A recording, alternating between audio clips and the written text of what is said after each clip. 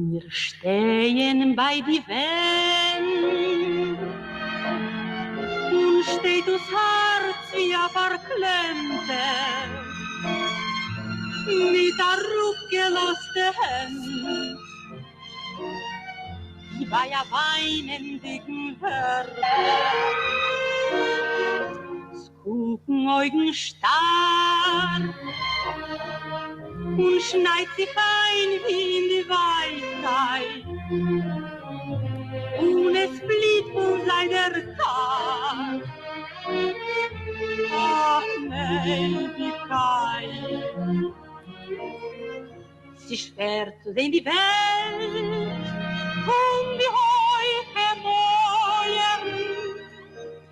Lieb Gott und verstellt die Teuern. Macht die Augen zu,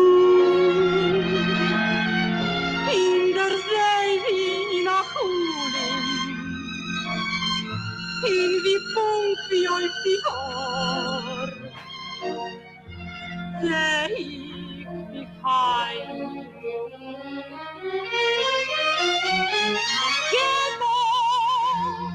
Die vergessen, wenn ich kein Mal nicht. Echo ist dein einzige, dein treuer Lieb.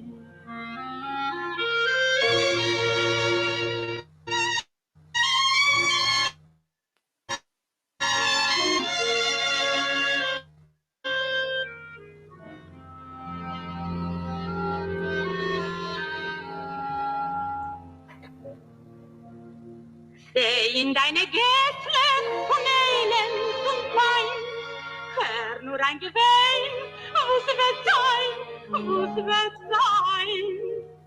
In deine Gässchen ist mir rein gewein, mein Herz soll vertrieben. Ich weiß, ich will es wohl.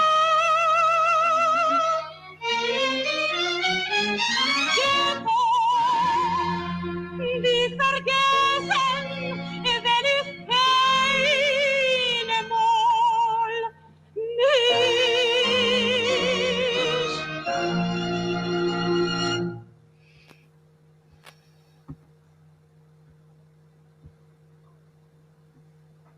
Estamos al lado de muros y el corazón se detiene como un herido imposibilitado, con los brazos caídos resignados y con diálogos llorosos irremediables.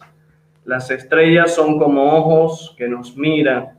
La tristeza corta las esperanzas hasta la lejanía.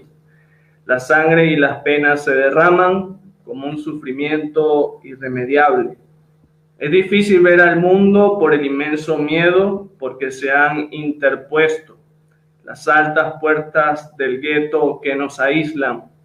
Cierro mis ojos y pienso como si el mundo fuera un sueño. Me deleito con mi pensamiento, escapando de la realidad. Gueto, a ti nunca te olvidaré. Gueto, tu canción es la más triste y llorosa que existe.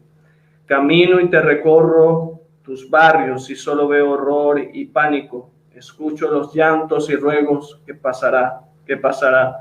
Por esos barrios que antes eran alegres, ahora se quiebra mi corazón tan herido.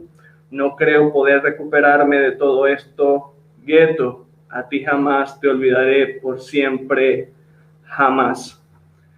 Lo que acaban de escuchar, una pieza maravillosa, escrita desde lo más profundo del ser.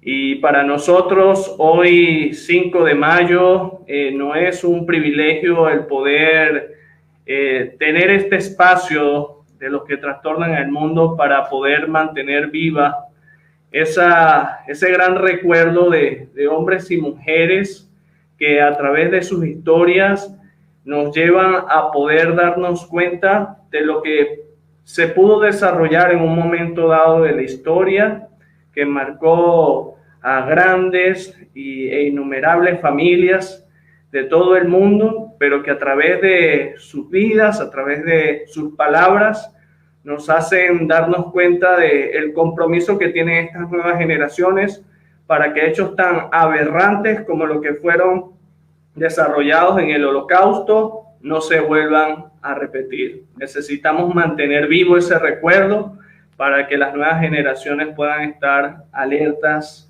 y despiertas ante esta situación. Sean todos bienvenidos al programa número 62 de Lo que trastornan al mundo. Para mí es un placer tenerles con nosotros en esta noche. Y bueno, en pantalla ya tenemos a nuestra amiga desde la distancia, Rita Winokur, y antes de darle las primeras palabras, ella ahí está muy emocionada porque ya nos va a dar más detalle de lo que usted acaba de escuchar. Hablar de Rita, ella es Rita Winokur Benkel, madre de 2 hijas, Natalia e Ilana, profesora de inglés, hija de la sobreviviente de la Shoah, Ana Benkel de Winokur, directora del Museo de la Shoah de Uruguay, secretaria general del Centro Recordatorio del Holocausto de Uruguay, responsable de diversos proyectos de dicha institución como la Biblioteca de la Shoah Simón, me perdonan la pronunciación, Wizendal, y del proyecto Toda persona tiene un nombre, entre otros, entrevistadora de sobrevivientes de la Shoah para la Fundación Historia Visual de los Sobrevivientes del Holocausto de Steven Spielberg y para el Centro Recordatorio del Holocausto, nexo entre Yad Vashem, Centro Mundial de Conmemoración del Holocausto, y los docentes uruguayos interesados en sus cursos de Shoah. Trabaja en el área de la memoria del Holocausto desde hace décadas. Dirigió el proyecto de remodelación y renovación del Museo de la Shoah de Uruguay que se reinauguró en el año de 2019. Estimada y muy querida Rita, muchísimas gracias por estar con nosotros, los que trastornan el mundo desde Uruguay. Bienvenida, tus primeras palabras. Bueno, muchas gracias a ustedes por la invitación, es un honor para mí. Y bueno, comenzar con esta canción es de alguna manera también dar parte de mi identidad, porque esta canción fue interpretada por mi propia madre, que entre otras cosas, bendita sea su memoria, era cantante. Y esta canción menciona el gueto, que es lamentablemente una de sus vivencias. Gueto de la ciudad de Lodz, que es la segunda ciudad de Polonia, después de Varsovia, y también estuvo en campos de concentración como Auschwitz y Stutthof, y también sobrevivió estar en un barco que fue bombardeado. O sea, casi es un milagro que yo esté sentada aquí, que tenga 2 hijas y que pueda dedicar una parte importante de mi vida a la memoria, sin odio, pero transmitiendo lo que pasó, para pensar en el presente y en el futuro, para que hechos de discriminación como estas, como lo que ocurrió tan terrible, no se repita. Que fue contra el pueblo judío, pero no solamente contra el pueblo judío, sino también para otras minorías. Por ejemplo, personas gays, testigos de Jehová, disidentes políticos, personas con discapacidad, minorías también, cualquiera que estuviera en contra del nazismo, fue perseguido. Pero contra los judíos, se exterminaron 1/3 de nuestro pueblo, 6 millones, entre los cuales se encuentra 1,5 millones de niños, por el solo hecho de haber nacido. Muchas gracias entonces por esta bella bienvenida, y qué oportunidad desde Uruguay poder de alguna manera compartir esto con Venezuela.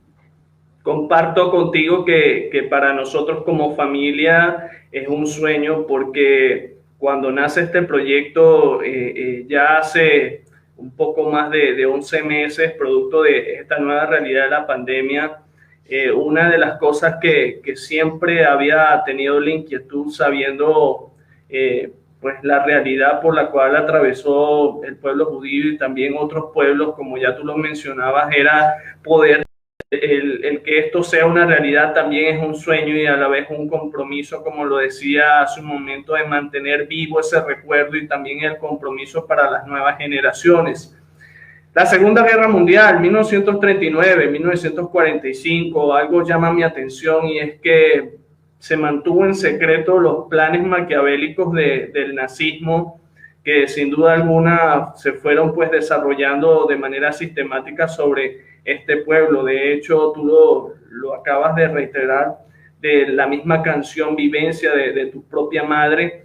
Y viendo un documental, aunque se dice que, por ejemplo, Gran Bretaña sabía de la realidad de los atropellos, de las situaciones que se estaban vulnerando los derechos de estas personas, mantuvieron pues el silencio. En América no había mayor interés en poder levantar la voz, y fue a través del acercamiento del Ejército Rojo allá en Rumanía que comienza a ver los resultados ya muy tarde de lo que se estaba desarrollando. Pero al hablar de las vivencias, al hablar de lo que las personas fueron testigos, tenemos que llegar a Anna Winokur, que es tu madre. ¿Quién fue Anna Winokur y de qué manera afectó todo este hilo histórico en el cual ella formó parte, sin duda alguna? Bueno, querido Iván, cuando empiezo a hablar de mi madre me vas a tener que frenar, porque yo la verdad es que tengo una admiración infinita, más allá de que hace 16 años que partió de este plano físico, y hay muchísimo para contar. Igual quiero hacer un paréntesis.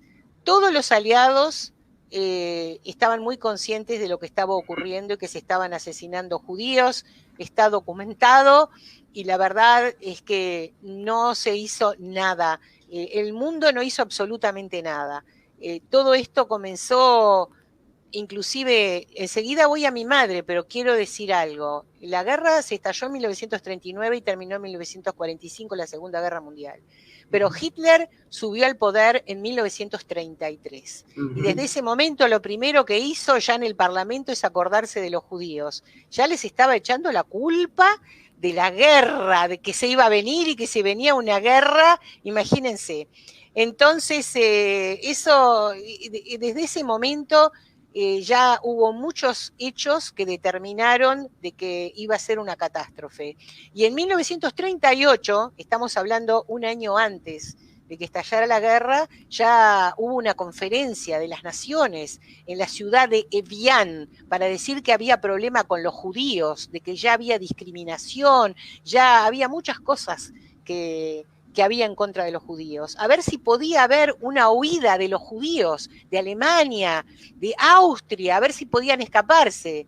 ¿Y qué dijeron? Las naciones, nada, caso omiso de la conferencia de Evian. Y ni que hablar lo que pasó después, en noviembre de 1938, la noche de los cristales rotos, donde es todo un tema político que hay mucho para hablar. Yo quiero hablar de mamá hoy, pero decidieron tomar una excusa y con eso destruir sinagogas, quemarlas, comercios, y era como una especie de palpar qué es lo que iba a ser el mundo. Los comercios ya se sabía cuáles eran judíos porque les habían puesto la estrella de David. Entonces ya sabían qué comercios se podían romper, por eso se llamó la noche de los cristales rotos, y se quiso ver qué pasaba en el mundo con los judíos. ¿Qué pasó?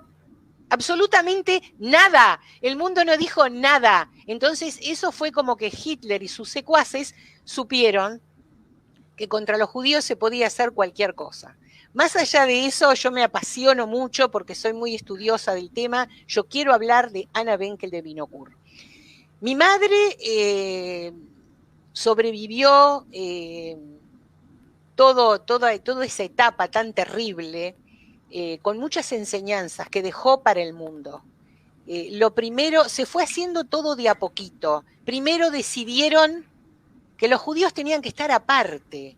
Los judíos tenían que estar con los judíos. ¿Vieron que la canción se llama Canción del Gueto? Bueno, eso fue lo primero, ¿no? A ver si entienden un poquito, capaz que todo el mundo ya lo sabe, la diferencia entre un gueto y campo de concentración. No es lo mismo. Primero decidieron, ella estaba en el gueto de Lodz, como dije, que era su ciudad, que los iban a encerrar, entonces de ahí no podían salir, que los iban a encerrar y cada vez le dieron menos comida, no le daban medicamentos y tenían que estar todos los judíos juntos, judíos de un barrio tenían que venir los judíos del otro barrio y todos juntos. Por ejemplo, si uno tiene una casa, en la casa si tiene 3 cuartos, 3 familias, 4 familias, por ejemplo. Y el agua la cortaron, había que irla a buscar, eso todavía era bueno, porque tenían agua donde podían buscar, había que subir un puente, hay fotos, un puente alto para ir a buscar en baldes el agua, cortaron la luz, había que trabajar muchas horas. ¿Y qué es lo que mamá recuerda? Y yo voy a honrar lo que ella decía, que era lo peor. Lo peor era el hambre, porque tenían tanta hambre, pero tanta hambre, que ella decía hambre, hambre, hambre, ¿tá? No, no hay forma de que uno pueda llegar a comprender, porque no era hambre de un día, de 3 días, de una semana, hambre de años, porque les daban un poquito para no morir y no vivir.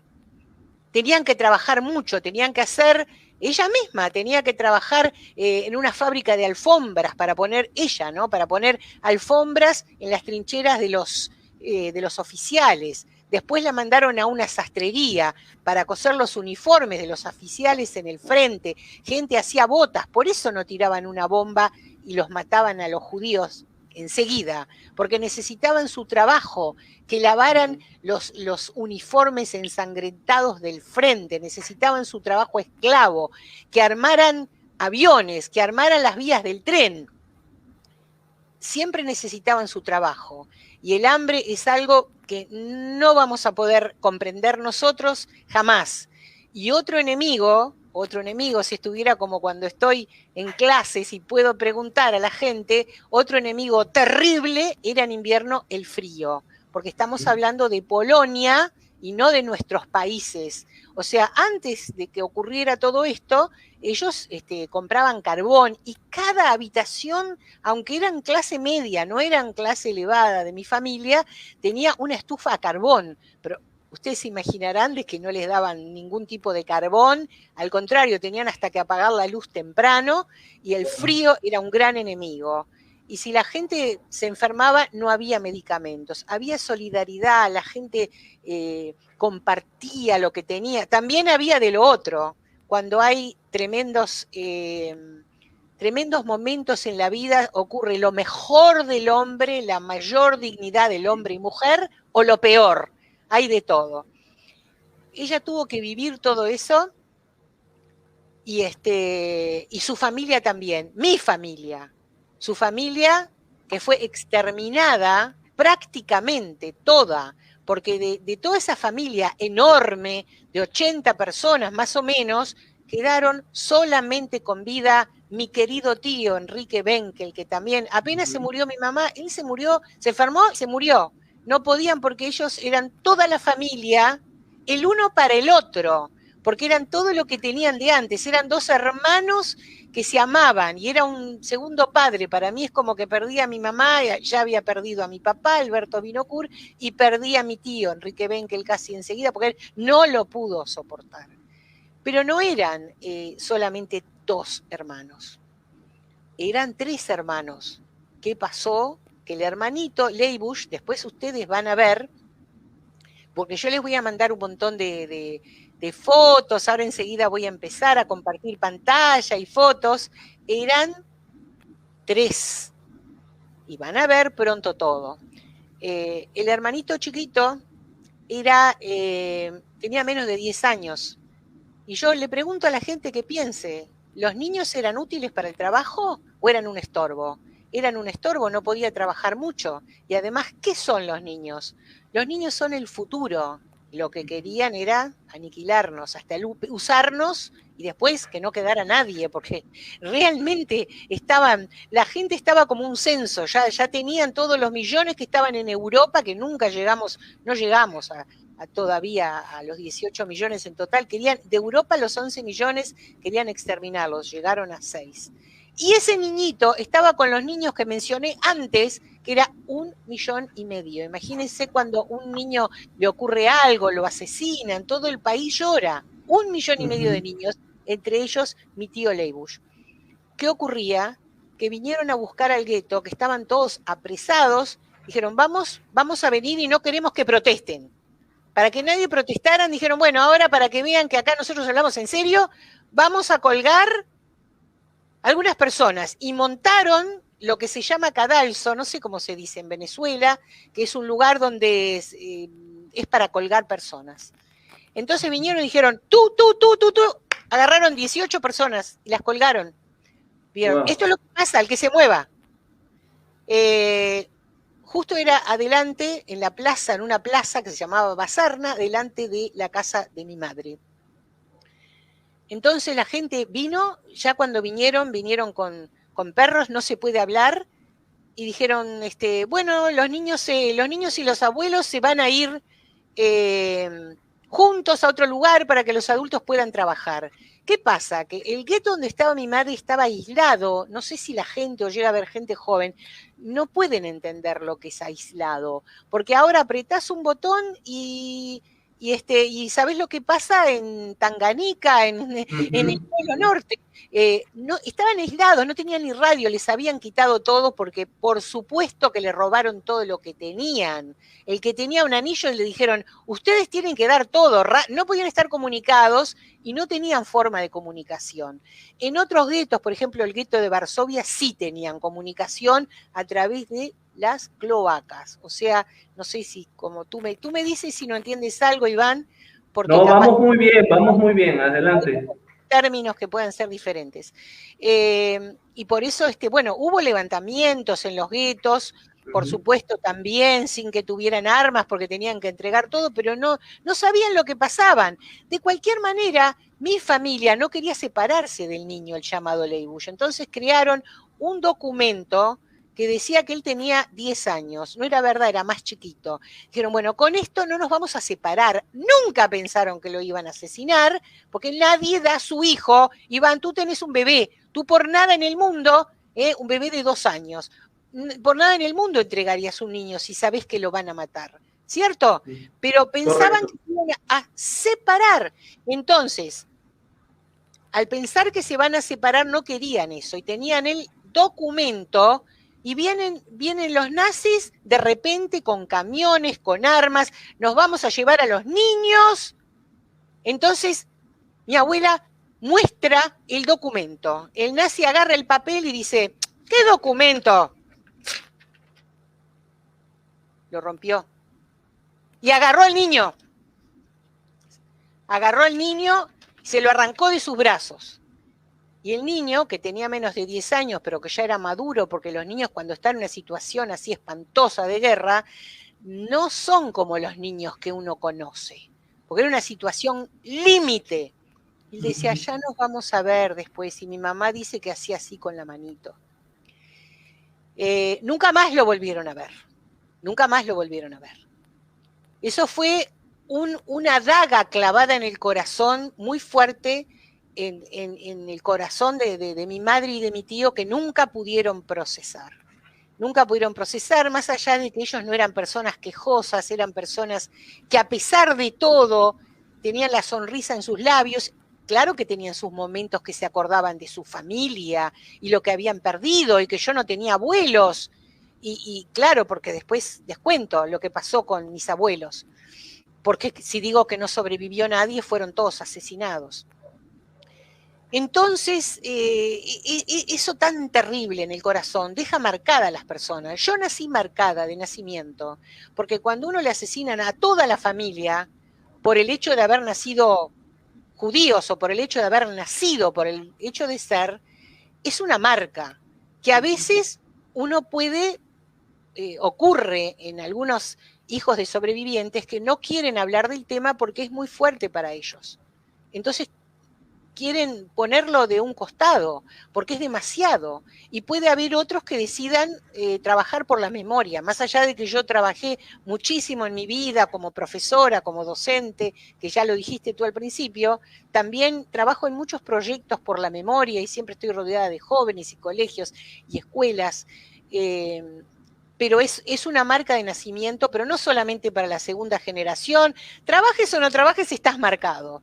Pero la tercera, porque mis hijas también están marcadas. De pronto ellas no quieren trabajar tanto como yo, pero lo respeto perfectamente. Yo me crié entre sobrevivientes. O sea, de chica los amigos de mis padres estaban entre sobrevivientes. Y yo, querido Iván, voy a empezar a compartir pantalla para que vean que yo, chiquita, estaba entre ellos. A ver, vamos a ver si tenemos suerte de que vean. ¿Se ve? ¿Se ve? ¿Sí? Sí, allí tenemos entonces la fotografía. Acá tenemos una fotografía. No sé si ustedes ven el cursor en tiempo real. Sí, Iván. ¿Se ve? Ah, esa era yo. Esa era yo, no sé, esa que estoy ahí era yo y acá rodeada en fin de año. Wow. Había otra niña, pero a fin de año había muchos más sobrevivientes en esa época, por supuesto, porque, bueno, pasaron muchos años. Y yo me criaba entre ellos y quería saber sus historias, siempre quise saber. Ahora tenemos otra imagen. Sería lindo que pensaran quién podrían ser esos dos niñitos. Eso era antes de la guerra, mi querida madre Ana y mi tío Enrique. Y ahora pasamos a otra foto. Bueno, aquí tenemos a mi...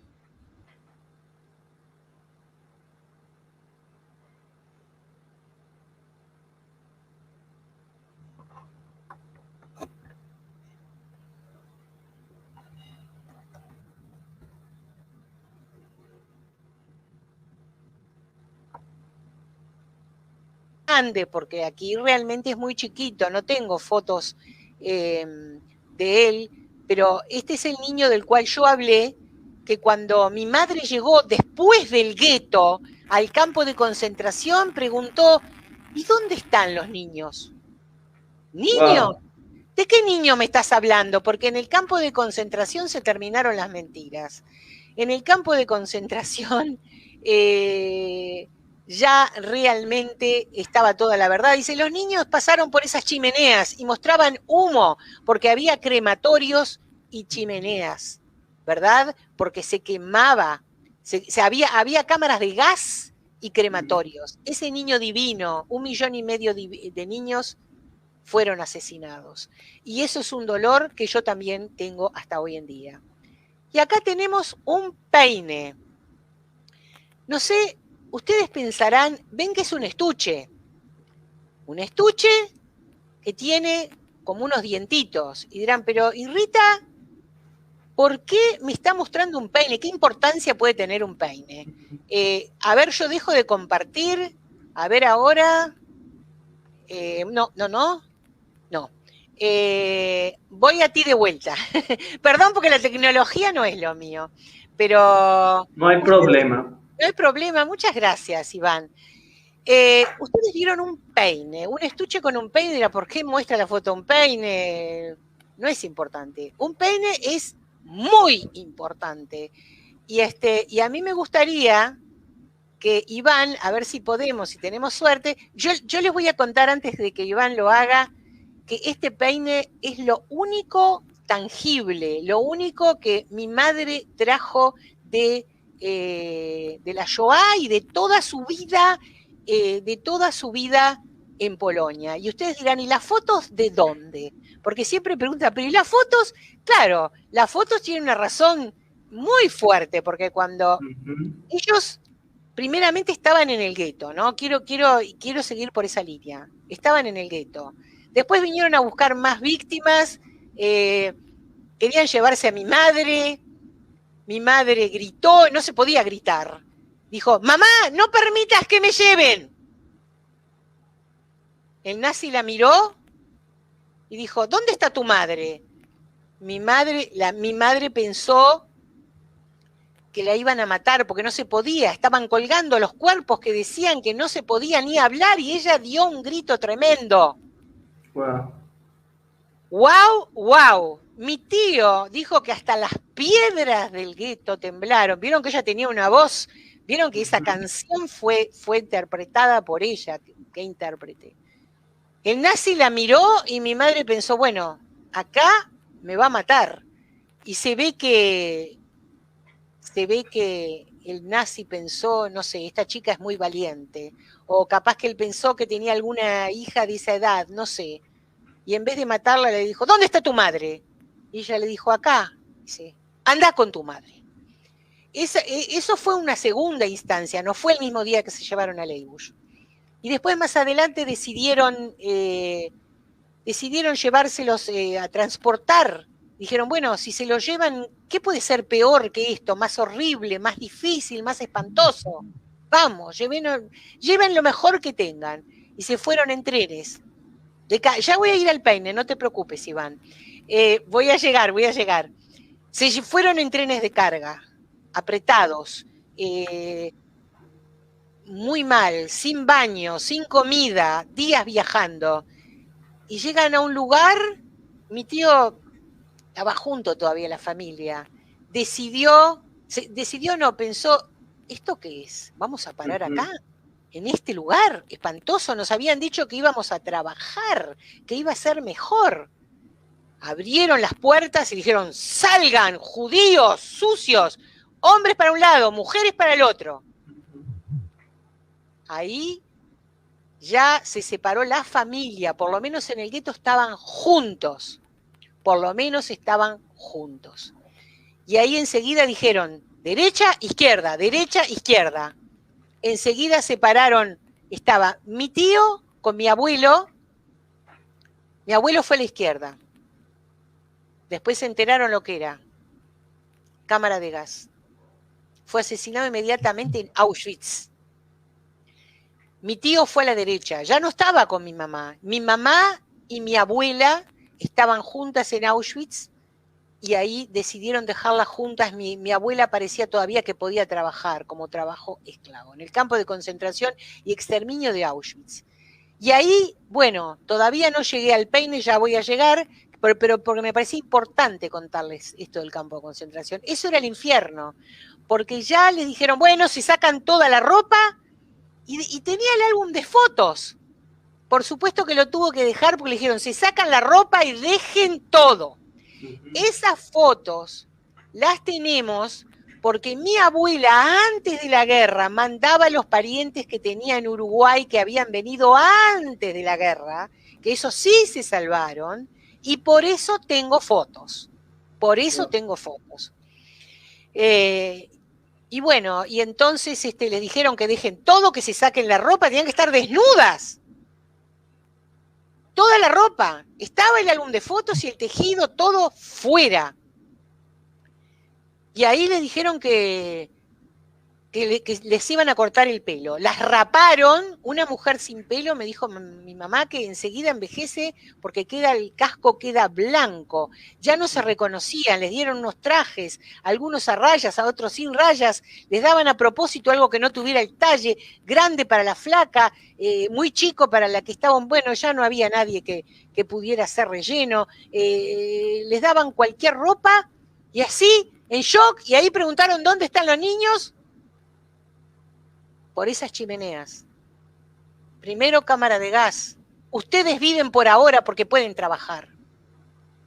Y con esa realidad espantosa, que ya era 1000 veces peor que el campo de concentración, tuvieron que estar. Y ya les voy diciendo algo, ya les cuento, que la persona que no tenía, porque esto es un mensaje, la persona que no tenía ganas de vivir, caía inmediatamente. El ánimo y la actitud es muy importante. Y todos los sobrevivientes que conocí se sobrevivieron por 2 o 3 factores.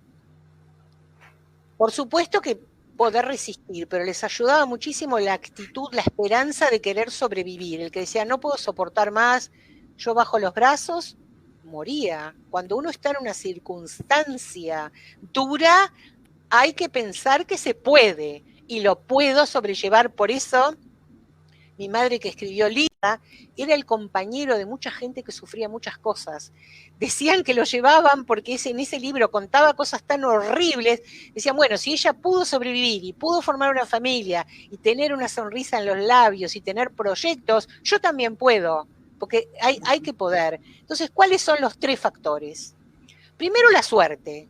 Porque si viene ahora una persona y abre la puerta mía y me pega, me dice, bueno, vos estás fuera de acá y te pega un tiro, está. Si no tenía suerte, voy a elegir, decía un médico que le gustaba hacer experimentos, doctor Mengele, mi mamá lo veía. El ángel de la muerte. El ángel de la muerte, Iván. Mi madre lo veía todos los días, porque a él le gustaba y hacía así. El que iba a la izquierda, el que iba a la derecha, así, los miraba, quién servía, y de repente venía y decía, mira, hoy voy a sacar 5, pero no agarraba los primeros 5. A ver, tú, no importa dónde te pararas, nunca se sabía cuál él le gustaba sembrar el terror. Entonces la suerte, primero, la suerte había que tenerla, pero había que tener, algunos que dicen, yo me salvé por suerte. No, los sobrevivientes que yo vi que todos tenían esas ganas de vivir, esa fuerza indomable, yo puedo con esto, ¿de acuerdo? Y claro, también había que tener fuerza física, si agarraba una enfermedad terrible. Más allá de eso, mamá se enfermó después de tifus, pero ella quería, no importa por qué razón, si por querer ver por querer contar, por querer ver un pariente, o hasta por la bronca, bueno, bronca no sé si allá dicen, por odio, por lo que sea, había que querer sobrevivir, tener esa actitud positiva. Entonces, después si tú quieres me preguntas más del campo de concentración, perdón, yo me explayo mucho porque mamá me contaba y me contaba.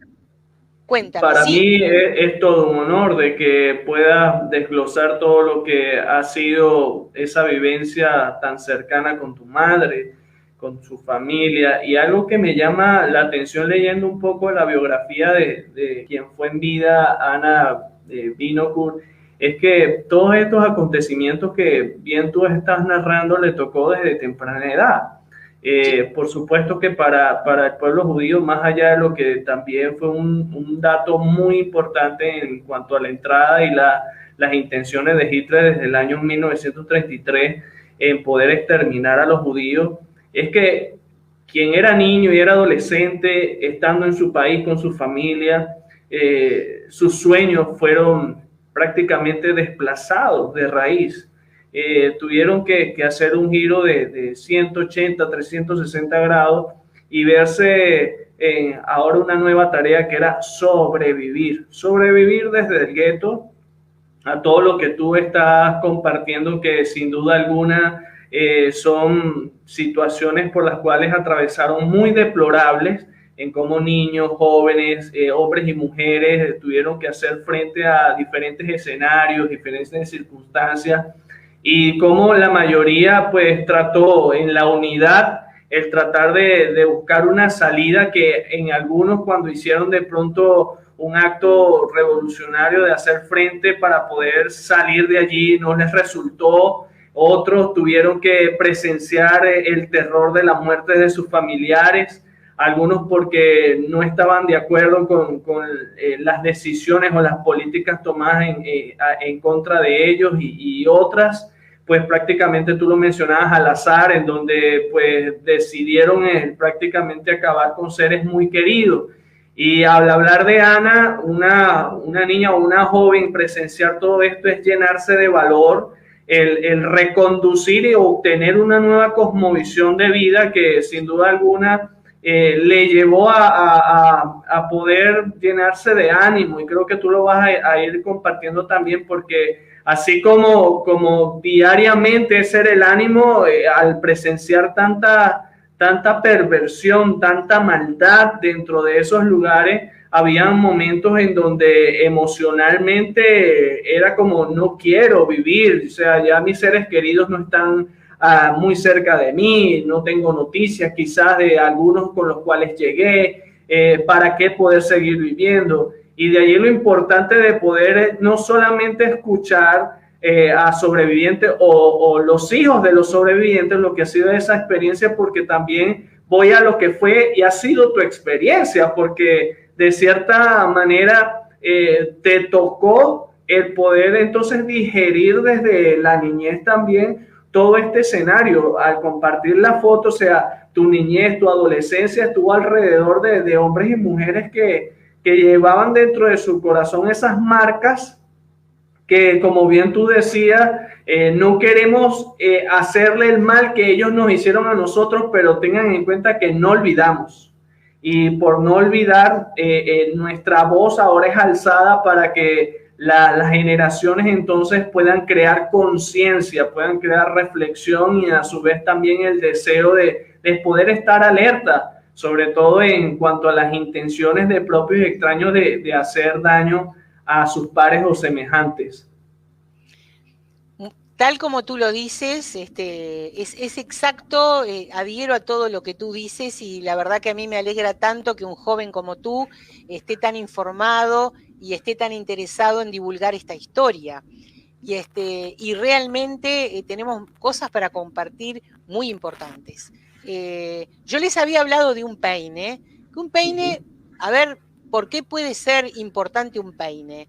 Un peine, saben que puede llegar a ser un objeto que puede demostrar que hay resistencia espiritual para ser un ser humano, porque ¿quién se peina?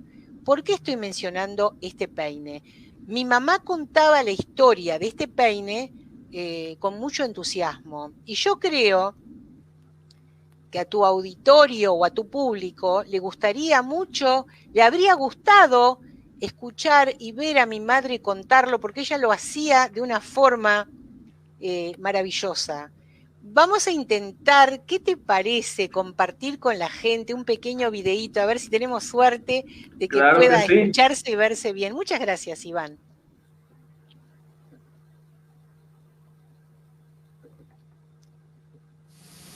Mozos de cordel se agarraban de la cabeza, no podían creer lo que veían, porque éramos realmente gente esquelética. El pelo nos crecía ya un poquito. Yo quería contar también que cuando me empezó a crecer el pelo, eso es muy importante lo que quiero decir ahora, yo veí que mi pelo crecía muy salvajemente. Entonces le cambié un trozo de pan, un trozo de vida, un trozo, no podía, es decir, que un trozo de pan era algo tan valioso que uno no se puede imaginar, por un peine, por un peinecillo. Y es lo único que yo lo conservé hasta después de la guerra y que hoy en día lo doné al Museo Recordatorio del Holocausto que se encuentra aquí en Montevideo, en Canelones 1084, en la comunidad israelita del Uruguay. Allí está el peine que yo cambié por un trozo de pan y este objeto, este peinecillo, es el testigo de todos mis sufrimientos que yo sufría en el buque que ahora voy a contar. Lo tenía siempre en la mano bien apretado, el peine, porque dije, de esto no me voy a separar nunca. Porque si voy a sobrevivir la guerra, ¿cómo voy a tener el pelo? Me lo tengo que peinarme, porque me empezó a crecer el pelo tan salvaje.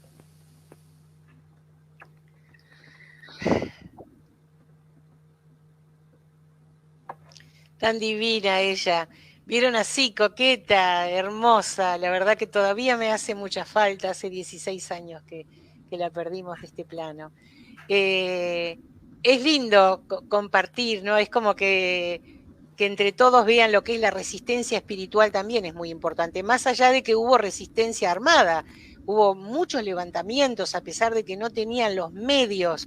El más conocido es el levantamiento del gueto de Varsovia, porque hubo semanas que pudieron los judíos del gueto de Varsovia resistir contra el poderío nazi, que a veces arrasaban contra un país entero. Pero hubo muchos otros levantamientos, realmente eso es muy heroico. Pero querer peinarse, solamente se pueden peinar los seres humanos, y ellos, después que le creció el cabello, que estaba pelada, como recuerdan, quería ser un ser humano. Cualquier objeto, una cuchara, lo que fuera, le daba dignidad al hombre.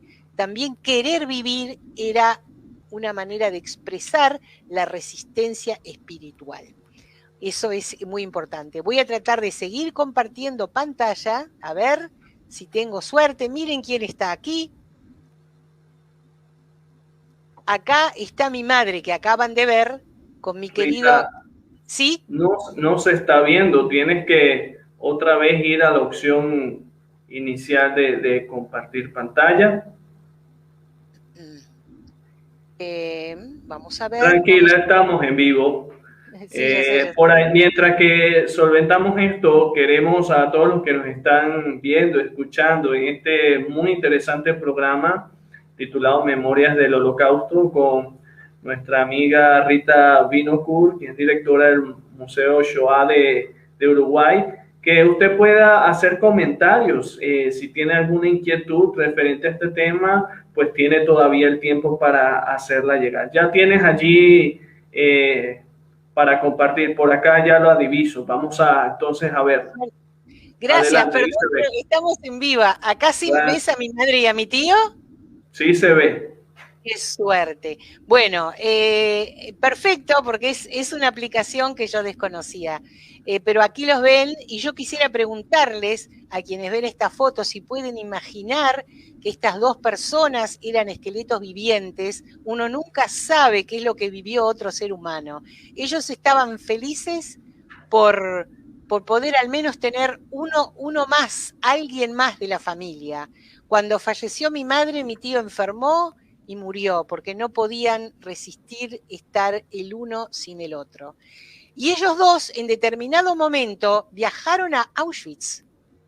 ¿Se ve aquí, querido Iván? Sí, se está viendo. Perfecto. Acá están ellos dos que fueron a Auschwitz, al campo de concentración y exterminio, y están frente a una torreta del vigilante. Ahí estaban con los alambrados, que eran alambrados de púas, que en el gueto eran alambrados de púas, nada más, pero esos eran electrificados porque nadie podía escaparse para contar semejante barbarie. Igual hubo maneras, de otras maneras que no eran por los alambrados, pero lo lograron. Y bueno, aunque ustedes no lo crean, yo tengo esta foto en mi comedor, porque no es una foto de muerte, es una foto que significa que ellos sobrevivieron, les habían dicho a ellos, ustedes van a pasar por la chimenea, pero sobrevivieron y ganaron. Y realmente es un motivo de heroísmo. Ahora les voy a contar, tú tienes que avisarme del tiempo, mi querido Iván, porque yo no quiero... Sí, todavía tenemos tiempo. ¿Okay? Bueno, quiero contarles que mi madre dedicó su vida a contar sus experiencias y fue tan importante todo lo que logró con todas las escuelas y liceos de todo nuestro querido Uruguay, que miren lo que decidió hacer el gobierno. Una escuela pública nombrada Ana Vinokur. Wow. Fíjense que esto es una cosa impresionante porque ella sobrevivió la Shoah. Shoah, holocausto, ese es otro tema. No sé si puedo explicar. No sé si sí, adelante, claro que sí. O sea, holocausto es un nombre correcto. La institución nuestra donde yo trabajo se llama Centro Recordatorio del Holocausto, como dijiste tú, de Uruguay. Pero Shoah nos parece específico, único. Por eso intentamos que se divulgue el nombre Shoah, porque además holocausto puede querer decir que es un sacrificio por fuego. Está correcto el nombre, pero más específico es Shoah, que es un nombre que significa desastre, hecatombe total, y está en la Biblia y es específico para el holocausto judío. Bueno, y se han dado nombres a colegios, escuelas, de personas que fueron asesinadas en la Shoah. Pero alguien que sobrevivió la Shoah, darle el nombre a una escuela pública, es un honor así, mundial. Así, por lo tanto, muy orgullosa de eso. Y miren cuántos honores más. Una plazoleta por la vida, que tiene inscripción en hebreo, pero abajo dice, se han plantado 10.000 árboles. ¡Qué honor! O sea, bueno. Es impresionante, porque en la escuela hay alimento para la mente. Dentro de 100 años, 200 años van a preguntar, ¿y por qué se llama Ana Vinokur esta escuela? Vinokur era el nombre de mi papá, acá se tomaba el nombre del esposo. Y los chicos van a estudiar que no se debe tener prejuicios ni discriminación contra nadie porque pueden ocurrir asesinatos. Pero acá tenemos para el medio ambiente árboles, lo que significa cada árbol. Es maravilloso. ¿Y qué pasó? ¿Algo más todavía? Sí. Miren lo que pasó acá. El gobierno, porque la escuela no fue un decreto o una solicitud de la comunidad judía, fue el gobierno que le dio el nombre a la escuela, el gobierno uruguayo, y acá también decidieron dar un sello con el rostro de mi madre a los 70 años de la clausura de Auschwitz, 2 sellitos, uno con el rostro de mi madre representando a los sobrevivientes de la Shoah que llegaron a Uruguay, y otro sello al lado con la imagen del campo de concentración y exterminio, el cual ella sobrevivió. ¡Qué gran regalo! Impresionante, absolutamente impresionante. Por eso, por toda su resiliencia, a mí me encanta este árbol, porque miren lo que pasa con este árbol. A pesar de que no tiene cómo hacer para vivir, está agarrado de una roca, miren cómo sobrevive. Eso es una representación maravillosa de los sobrevivientes de la Shoah. Y yo quería contarles, si tú me permites, Iván, algo del Museo de la Shoah de Uruguay, el cual yo dirijo, más porque mamá antes era el alma mater y ahora yo sigo esa misión. ¿Tú me permites, por favor? Sí, queremos conocer también un poco acerca de todo lo que es los detalles del museo, así que adelante. Bueno, muchas gracias. En principio, comentarles que nuestra institución nació en 1953. 53 y pocos años después nació el Museo de la Shoah, que fue pequeño, pero el primero en Sudamérica. El primero en Sudamérica. Wow, bueno. Sí, muy orgullosos porque nuestro paisito pequeño logró eso. Porque Son los pioneros. Sí, sin dudas. Bueno, el peine está en el museo y miren lo que tenemos acá. Tenemos una muñeca, que uno dice una muñeca no es importante, pero esta muñeca era importantísima porque, por supuesto que en un campo de concentración no se podía conservar una muñeca, había que dejar todo, como les dije al principio, las valijas, todo lo que tenían. Pero esta persona, María Klein, pudimos, después de su fallecimiento, nos donaron esta muñeca, la tenía en su gueto como si fuera su propio hijo, que en realidad no pudo ella tener hijos después de la guerra tampoco, y era como su propia hija. Y realmente se aferraba a ella como a un ser humano. Esta muñeca representa también un gran incentivo para conservar la vida. Y no era lo único. Ella tenía un libro de rezos. Un libro de rezos que ella siguió utilizando toda su vida. Miren cómo está este libro de rezos. Realmente, y ese libro de rezos también nos lo donaron cuando ella falleció, porque ella no se separaba de esto. Está allí en esta página y ahí quedó. Y realmente para ella la fe era muy importante para poder seguir con vida y lo tenía en el gueto y siempre seguía con vida. Y yo un día fui a su casa, era una casa muy humilde y chiquitita, y esta señora María Klein me enseñó muchísimo porque ella decía, yo soy una mujer feliz, puedo caminar, y si estoy cansada, porque ya estaba mayor cuando yo fui a su casa, si no tengo vecinos buenos que me hacen los mandados y puedo estar libre, yo puedo rezar y tengo a mi muñeca. Realmente me enseñó, me dio un baño de humildad porque era muy humilde su casita, y ella decía, yo soy una mujer feliz. Ella realmente, y los sobrevivientes siempre me enseñaron y me siguen enseñando porque por suerte tenemos todavía varios en Uruguay, sobrevivientes de la Shoah, Holocausto. Y seguimos. Miren lo que tenemos por acá. Tenemos un traje de Auschwitz, tenemos un pantalón, tenemos un vestido. Este traje de Auschwitz es un traje auténtico.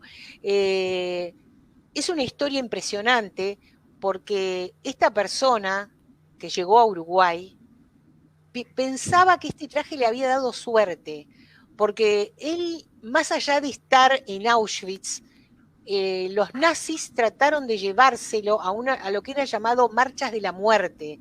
Trataban de llevarse a los internados, bueno, a algunos no les gustaba que les dijeran prisioneros, pero bueno, eran los que estaban presos allí en Auschwitz para poder escaparse y tenerlos de rehenes. Y el que no podía lo dejaron ahí tirado en Auschwitz, los que no podían más. Y entonces ya lo querían matar porque estaban muy débiles, él y 2 compañeros más, y ya el nazi lo estaba por matar cuando lo llamó un oficial y lo dejaron libre. Y entonces él pensó, ya me voy a morir acá, ya no podía más, y ya pensaban, este inútil, ya lo matamos, y dijeron, bueno, se fue, y él pensó que el traje le había dado suerte. Y entonces llegaron los aliados y les dieron comida. Yo no sé si ustedes saben de que los soldados estaban tan apesadumbrados de ver a la gente tan esquelética y tan mal, que les daban lo que tenían, les daban carne enlatada, y la gente comía desesperadamente. Los que comían desesperadamente murieron, porque no estaban acostumbrados a comer así. Ellos estaban acostumbrados a no comer casi nada. Y él dijo, no, esto me va a hacer mal, y comió poquito. Igual mi tío también, mi madre tuvo otra historia, espero poder llegar a contarla. Y él pudo resistir, y saben que él siguió usando ese traje, como un par de meses después, porque él pensaba que le daba suerte. Y cuando vino a Montevideo, le dieron 2 valijitas chicas. Una valijita estaba ocupada por el traje, él no se separaba del traje. Y bueno, falleció bastante joven y su esposa lo donó. Y cada historia de lo que ahí representaba la vida de todo esto. Y para nosotros tener un traje, tenía ya un número, porque ustedes, por supuesto, deben de saber que la gente ya no tenía más un nombre, ya era un número. Mi mamá también tenía un número, y a muchos los tatuaban en Auschwitz, no en todos los campos de concentración, en sus brazos. Mi tío estuvo tatuado, a mi mamá la trasladaron a Stutthof, que era otro campo, y ahí fue donde luego ocurrió lo del peine. También ocurrió, me gustaría poder contar una anécdota maravillosa, la debo contar, Iván. Cuando ellas, las mujeres, fueron iban a ser trasladadas al nuevo campo, otra vez había una selección, y mi abuela ya estaba muy demacrada, y ellas ya sabían que si ya las que lo mandaban a la izquierda, si los iban a seleccionar, era para ser asesinados en la cámara de gas. Mi mamá ya lo sabía, y sabían que iban a tener una nueva selección. ¿Y qué pasó? Mi mamá estaba descalza, porque estaban ahí igual en la nieve, descalza, sin ropa interior, descalza porque les habían dado una especie de zuecos. Los zapatos no los podían tener, había miles y miles de zapatos porque pensaban que ahí podían esconder algún pedacito de, no sé, oro, un brillante, algo bueno. Entonces le sacaban los zapatos y le daban zuecos, y mi mamá nunca quiso usar esos zuecos porque le molestaban en la nieve, y estaba descalza. ¿Y qué pasó? Se le pegó a la planta de su pie una cascarita de remolacha. Wow. Era como un milagro, porque no había remolacha, había papas y cáscara de papas, y yo qué sé, alguna cosa más que flotara en una sopa aguada.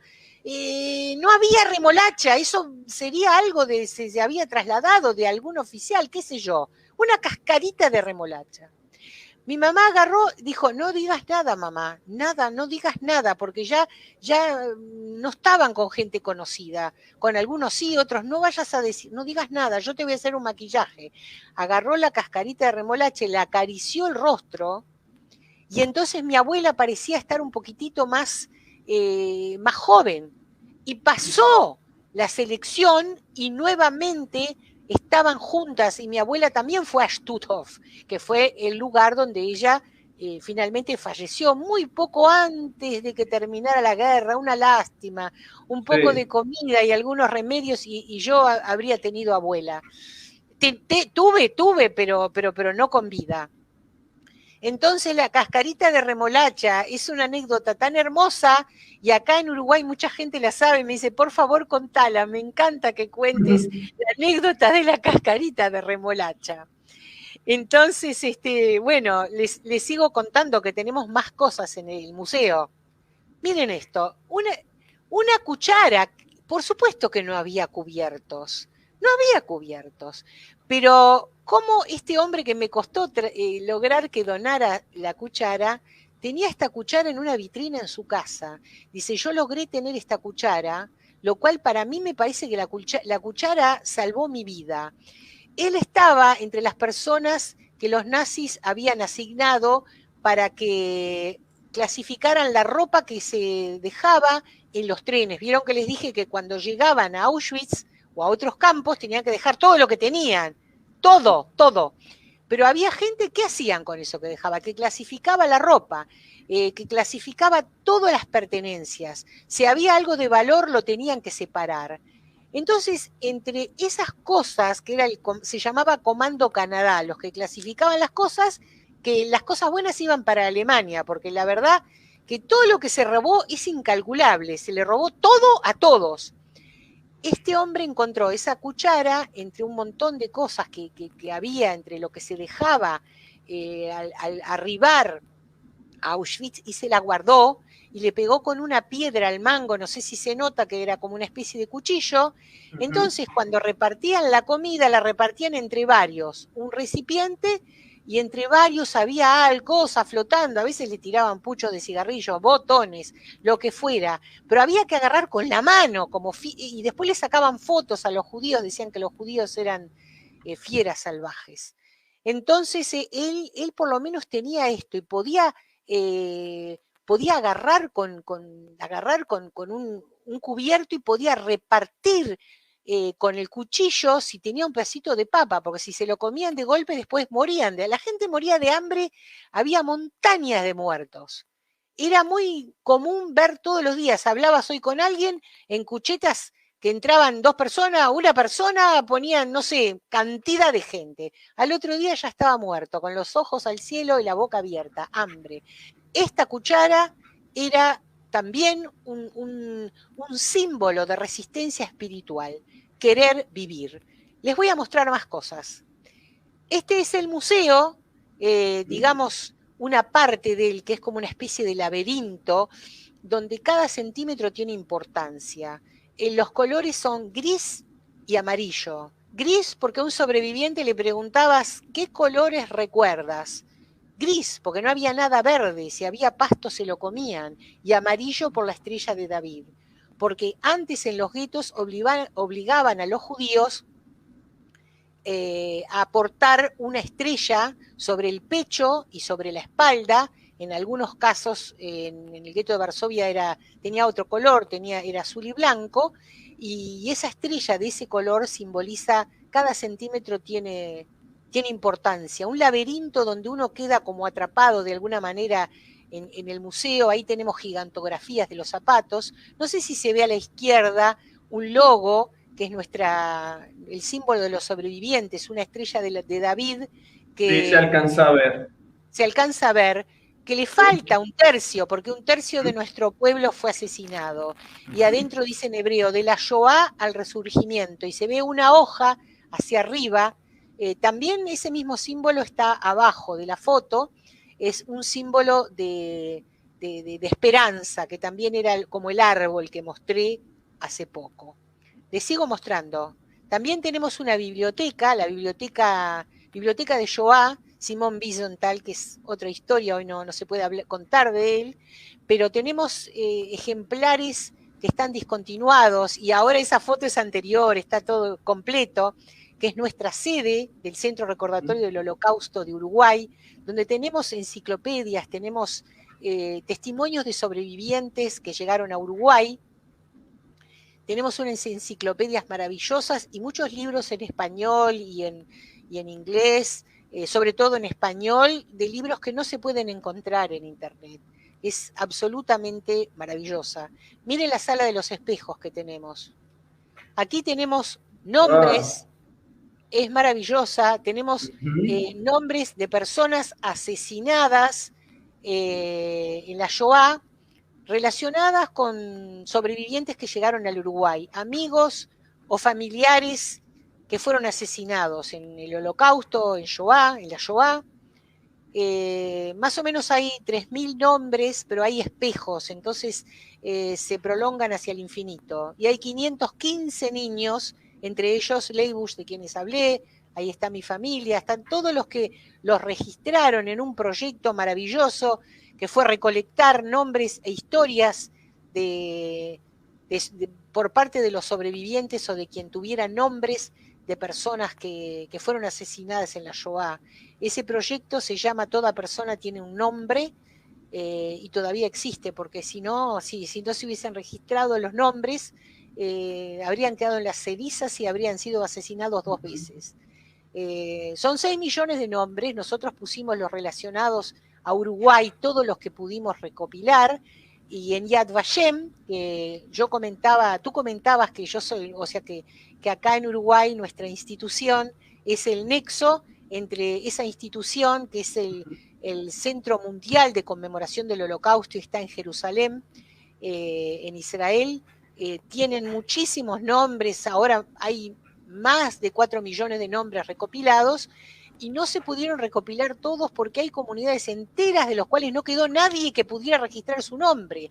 Siempre se está luchando, tratando de que haya más nombres, pero va a ser muy, muy, muy, muy, muy difícil, porque a veces llegaban a un pueblo. Por ejemplo, yo el que más nombres pude lograr era un señor llamado Jacobo Polakiewicz, que en paz descanse, que iba contando casa por caso, mataron todo, este era vecino mío, le digo, ¿mataron al abuelo? Sí, el nombre, la historia, se anotaba todo, es una barbaridad de nombres, se acordaba de todo el pueblo, una cosa impresionante, absolutamente impresionante.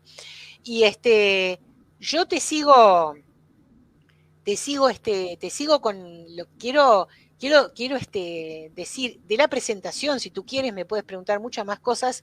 Quiero mencionar un mensaje de Yehuda Bauer que dice: nunca serás víctima, nunca serás victimario, nunca serás observador del sufrimiento ajeno.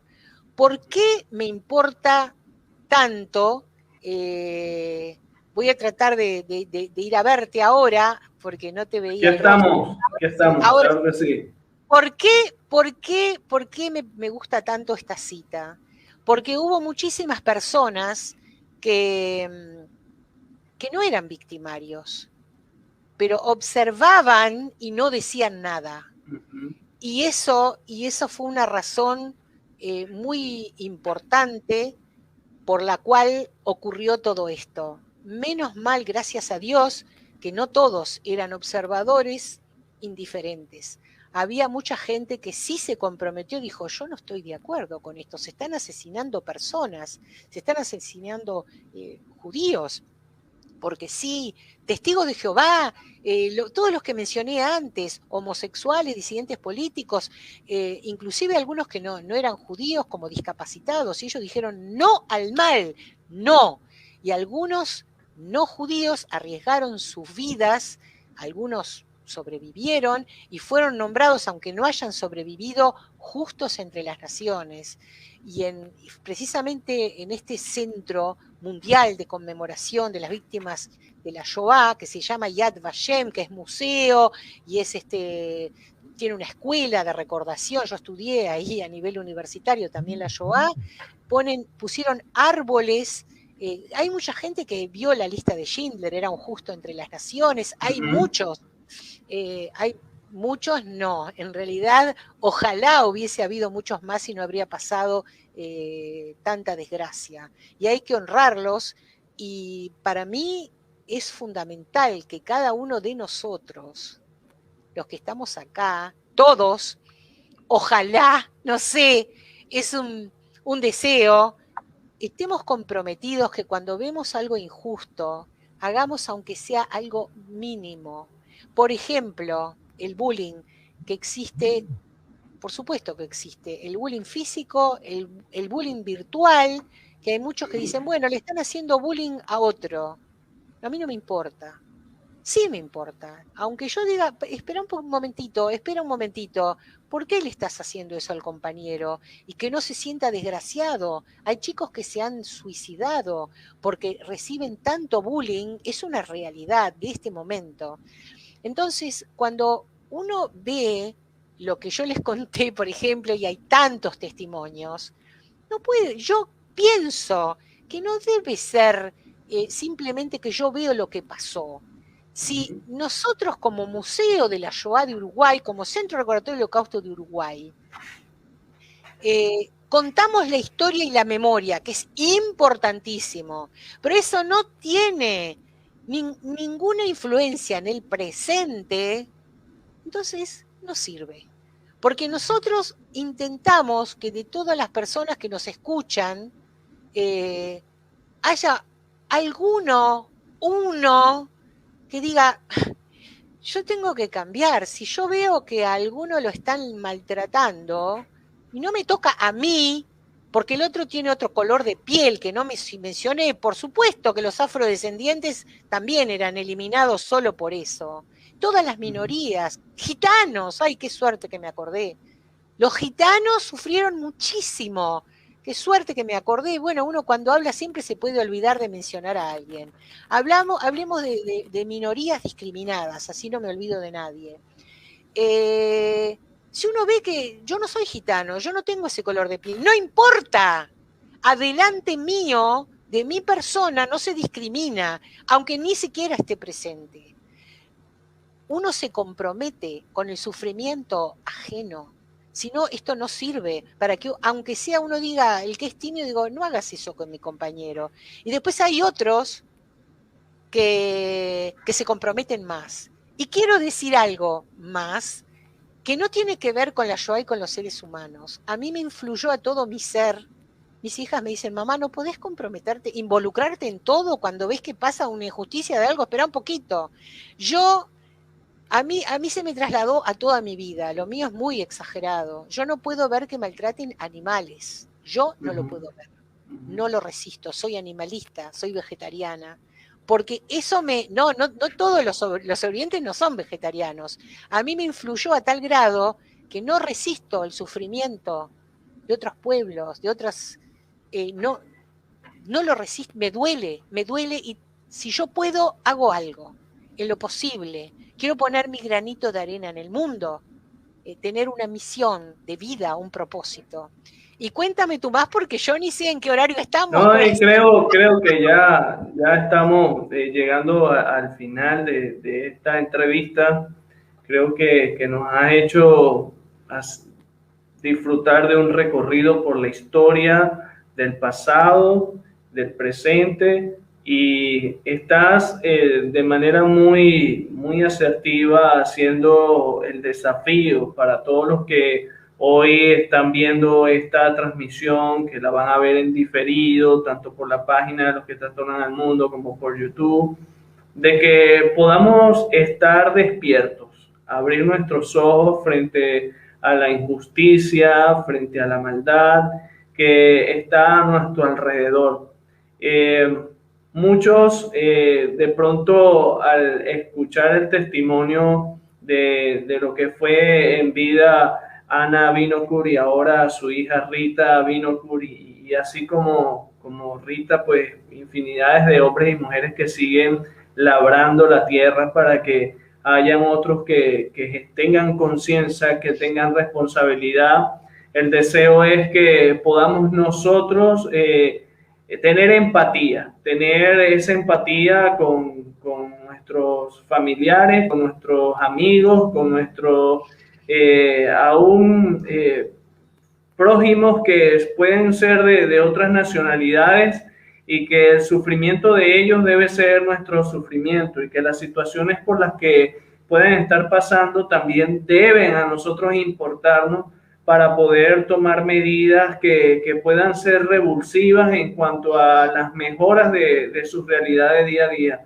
El poder haber escuchado de tu voz todo lo que ha sido tu experiencia desde la niñez, juventud, adultez, el tener pues alguien que sin duda alguna sufrió, pero también vio la oportunidad de ver el sol resplandecer al llegar a este continente que fue de pronto una nueva patria en donde pudo el tener esa alegría aún que se levanta por encima del dolor, porque no es fácil. Yo creo que una cosa es el poder leerlo, el poder escucharlo, pero quien lo vivió sin duda alguna y quien lo pudiese estar viviendo, como bien tú decías, frente a las infinidades de injusticias y barbaries que en el mundo se siguen suscitando aún en medio de todo lo que es la era digital y tecnológica que nos permite en tan solo segundos estar informados de lo que pasa del otro lado de donde nosotros vivimos y que nos duele y nos molesta, pues nos lleva a pensar de que necesitamos hacer más y necesitamos sumar a muchos más en cuanto al compromiso de poder responder enfática y categóricamente a estas situaciones que no deben repetirse. No deben repetirse y acá pues de parte de los que trastornan al mundo queremos compartir contigo algunos comentarios referente a la entrevista de hoy, muy buena. Iván Martínez nos dice, y no soy yo, es mi padre, quien hizo conexión. Él dice, qué bueno es poder recordar lo ocurrido durante el Holocausto. Gracias, Rita, por tu pasión al enseñarnos la historia del Holocausto, de la Shoah. Franjimar Barrios de Martínez dice, qué impresionante el poder conocer tantas historias que impactan nuestras vidas.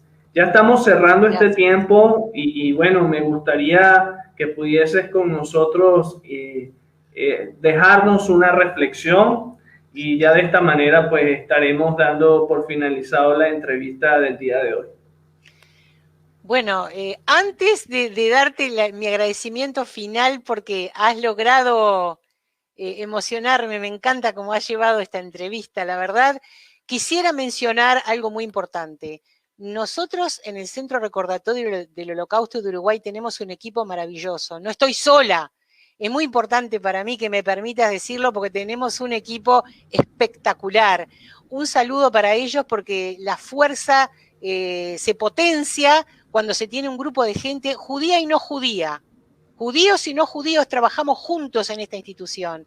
Un importante saludo para ellos. Y quiero mencionar algo más también, antes de cerrar, es que mi madre tuvo 2 hijos, mi hermano Víctor Binocur, que en paz descanse, tiene bueno, tengo mis sobrinas también, Sharon y Ronit, y pudo tener entonces, ellas tienen, Sharon tiene 2 hijitos.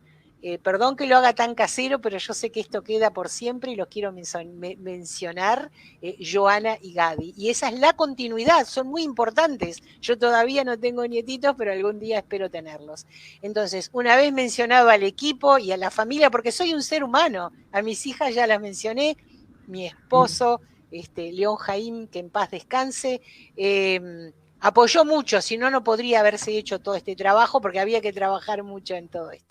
Ahora sí, te quiero agradecer, y un agradecimiento más, porque a ti te conocí a través de Aaron Sosa, también venezolano, si no, no existía esta entrevista.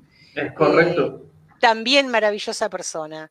Y a ti te conozco así tan directamente, nos hemos encontrado a través de mensajes de WhatsApp, estoy encantada, me parece maravilloso cómo llevaste todo, te quiero felicitar de todo corazón, estoy a las órdenes, espero que esto haya servido de alguna manera para que esto no se repita nunca más y que cada uno pueda dar su semilla para mejorar el mundo en el que vivimos, para que haya más respeto mutuo.